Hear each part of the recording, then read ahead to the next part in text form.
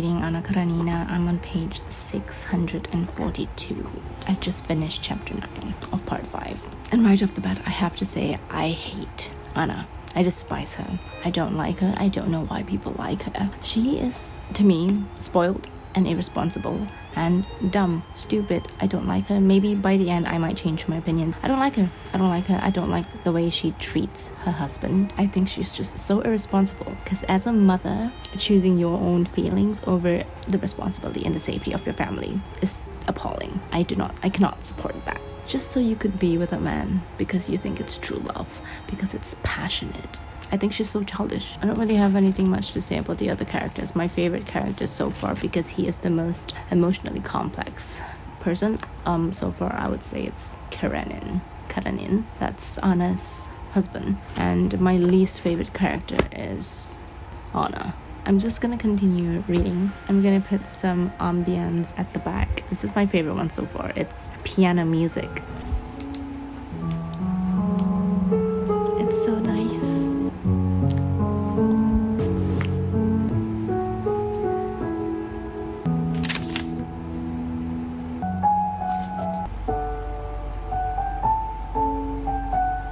The song is so nice.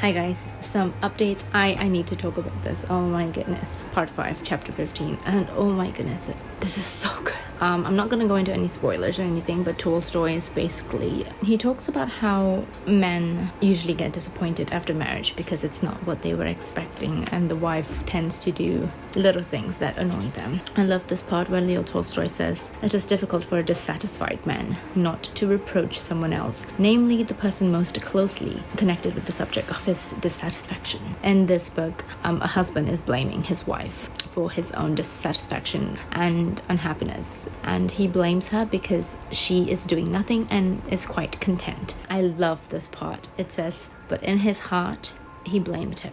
He did not understand that she was preparing herself for a period of activity which was inevitably coming, when at one and the same time she would be her husband's wife, the mistress of the house, and a bearer, nurturer, and educator of her children. He did not understand that, but she knew it instinctively, and while getting ready for her gigantic task, she did not reproach herself for the moments of careless and happy love that she now enjoyed while building her nest for the future." And that really struck me, because it just shows that men do not understand the struggles of motherhood and pregnancy and all the emotional, mental, physical stress that a mother has to go through. Men do not understand motherhood, and they can and never will truly understand, and quite a lot, actually, more than I want. Men tend to undermine motherhood and deem it as something that's useless or easy. It's easy to be a wife, it's easy to have kids and all that, and they start blaming the women for not doing things. Leo Tolstoy has this way with words. It just gets me, and that's why he's my favorite author. I'm not sure if this will beat War and Peace, because War and Peace is my favorite book of all time. This is good too. Leo Tolstoy's understanding of the human condition is insane. He puts it into words so beautifully. At the moment, I still do not like Anna. Things are going well. I don't want to get in too much with the spoilers, so I'm just gonna continue reading, and yeah.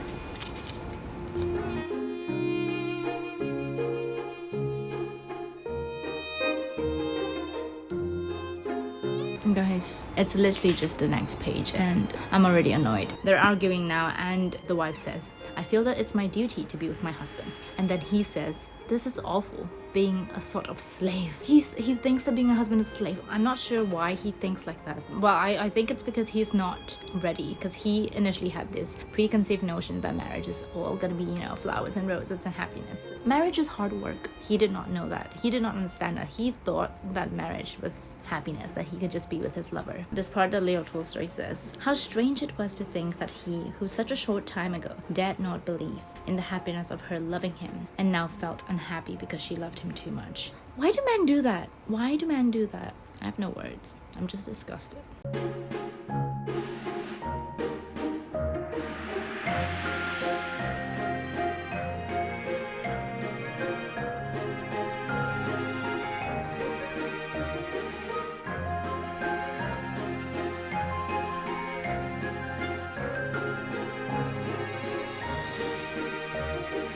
Hey guys, so updates again. It's getting so good.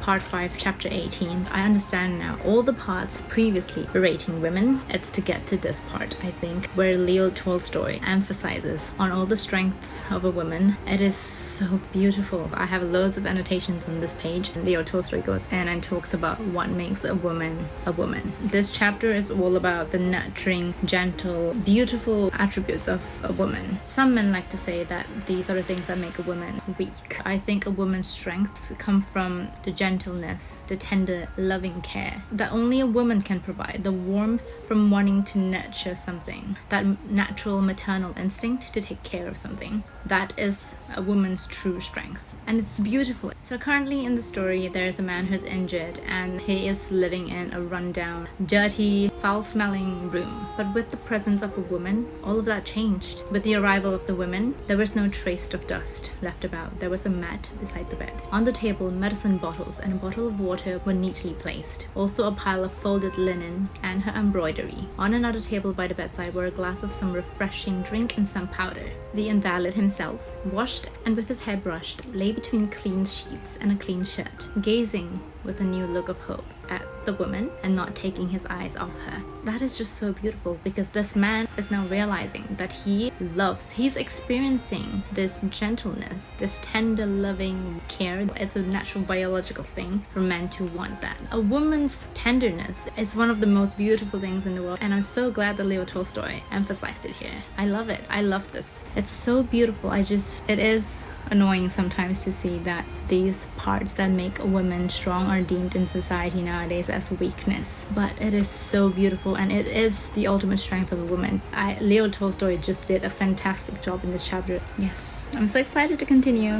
Hey guys, I have just come back from my medical checkup. So I had to check my eyes, I had to get an x-ray, but everything came out fine. I'm healthy, which is great. I was reading on a Karenina on the train going to the clinic.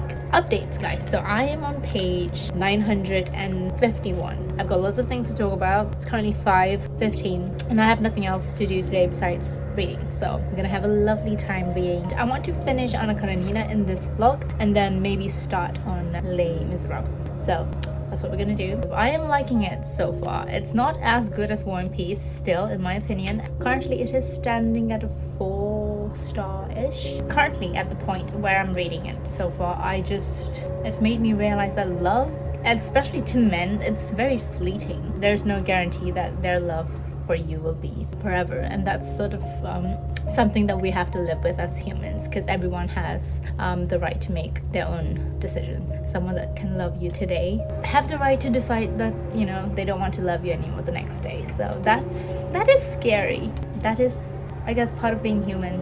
Not a good human, but still. And there are some consequences when it comes to having affairs. Tolstoy goes in a little bit about that as well, which I think is good. I'm not one for having affairs.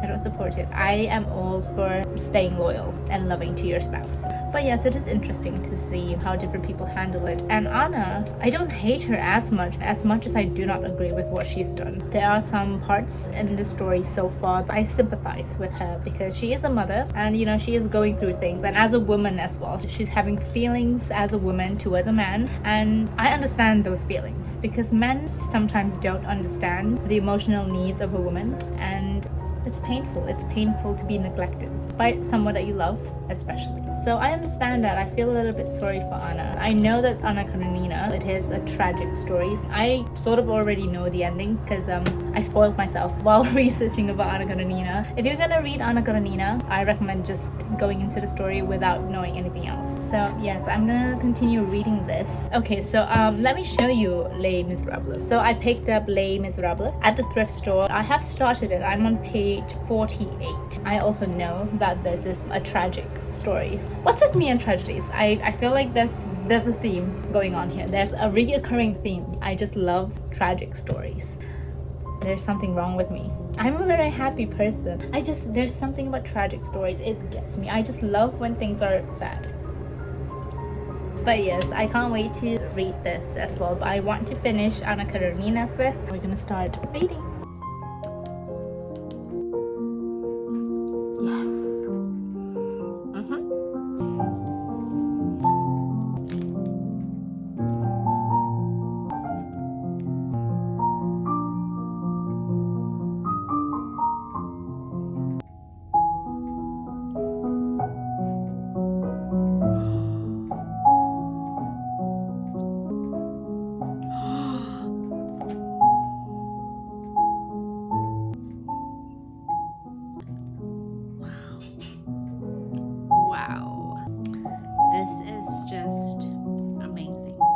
I know Leo Tolstoy, in his actual real life, he wasn't the best husband, but the way he writes about women, it's so beautiful.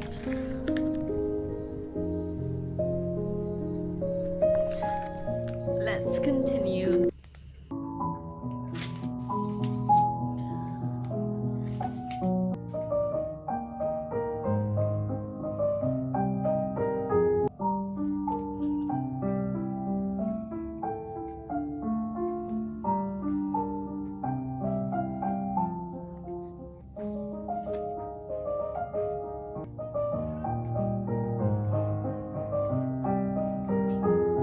Update, guys. I'm on page 959. Why are men so oblivious to a woman's emotions? Like, I'm genuinely shocked because it's so clear to me that the girl is upset. But it seems like guys are just so oblivious. Like guys just can't tell. They just can't tell when a woman is upset. I know men function more logically as compared to women, but how can you not know how a woman feels?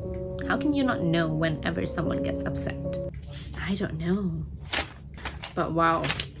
Oh my goodness, I feel so sad for her. Oh my goodness, like all women want is for their man to just not look at any other women. This was written centuries ago. It's funny how every single thing that happens in this book is so relevant today still. This is such a pet peeve of mine. I don't like when men that are not available get really friendly with other girls, and that's exactly what's happening right now. Men don't really see that as a problem, but it is a problem. Being friendly to another woman if you are in a relationship, not a good thing. Would not recommend that at all. Men are so easily fooled by a beautiful woman. But yes, I'm gonna continue. I'm on page 960. I will do another update again when I am on page 1000. So, yes.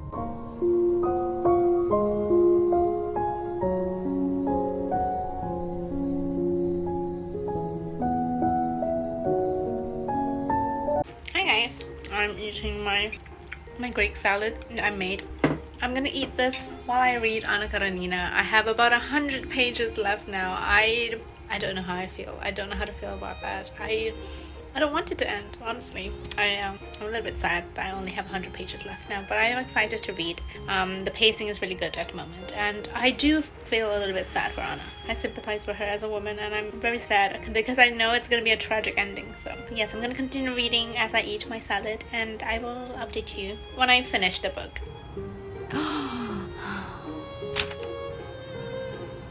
No. Oh no. Okay, it's all good.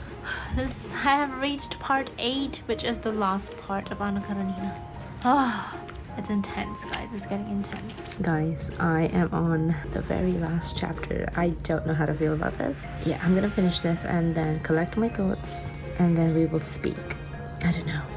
So, it's 7:30. I finished Anna Karenina last night. I gave it a 4-star. I don't exactly know how I feel about it, but I like it. I do want to do a reread of it someday. It's just because I've read War and Peace before reading this, it just doesn't compare to War and Peace in my opinion. War and Peace is my favorite book. It's hard to beat that one, but it is really interesting. So in this book we have Anna Karenina. She is good and bad at the same time, and so is pretty much every other character in this book. We as the readers are sort of made out to be the judges of these characters and what is right and what is wrong. As the reader, you end up judging these characters and their decisions throughout the book. At the end of the book, Leo Tolstoy begs the question of what is actually right and what is actually wrong, and who are we to judge in the end. It's funny because Anna Karenina is an adulterous woman, and I am someone who does not agree with the things that she does, but the way Leo Tolstoy writes Anna, there are moments in the book where I felt empathy